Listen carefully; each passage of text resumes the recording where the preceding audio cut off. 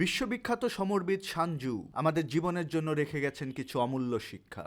চলুন তার কয়েকটা জেনে নেই আর নিজের জীবনে কাজে লাগাই। তুমি যদি শক্তিশালী হও তবে নিজেকে দুর্বল দেখাও, আর যদি দুর্বল হও তবে প্রতিপক্ষের সামনে দাঁড়াও শক্তিশালী রূপে।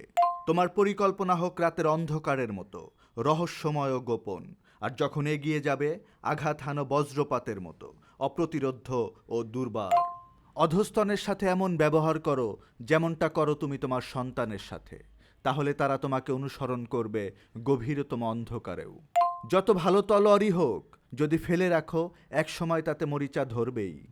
যদি নিজেকে জানতে পারো তাহলে জীবনের সকল যুদ্ধেই জিতে যাবে।